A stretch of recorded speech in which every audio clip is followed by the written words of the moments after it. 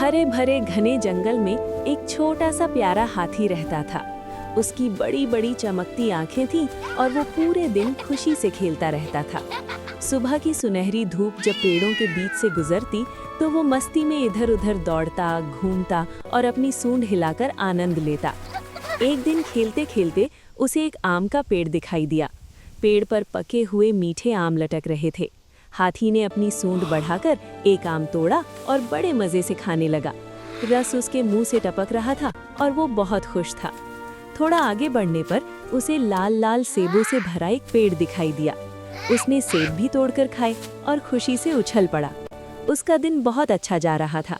लेकिन कुछ देर बाद वो जंगल के एक घने हिस्से में पहुंचा। वहां सुंदर फूलों के बीच चमकते हुए लाल रंग के कुछ फल लगे थे। वे फल बहुत आकर्षक और रसीले लग रहे थे। बिना सोचे समझे हाथी ने उन लाल फलों को खाना शुरू कर दिया। उसे स्वाद अच्छा लगा, इसलिए उसने कई फल खा लिए। कुछ ही समय बाद उसके पेट में तेज दर्द होने लगा। उसका चेहरा उदास हो गया। वो धीरे धीरे जमीन पर लेट गया और दर्द से तड़पने लगा। उसकी आंखों से आंसू निकलने लगे और वो मदद के लिए पुकारने लगा। पास ही एक छोटा सा सफेद खरगोश था।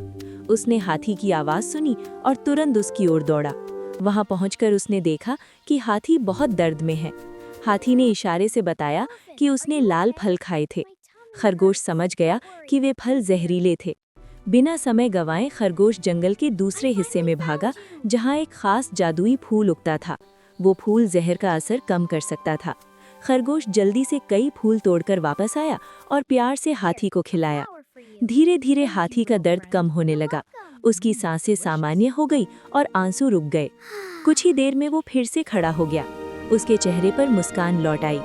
हाथी ने खुशी से अपने दोस्त खरगोश को गले लगाया। दोनों बहुत खुश थे।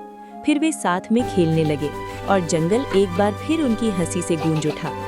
इस कहानी से हमें सीख मिलती है कि बिना जाने किसी भी चीज को नहीं खाना चाहिए और सच्चा दोस्त वही होता है जो मुश्किल समय में साथ दे।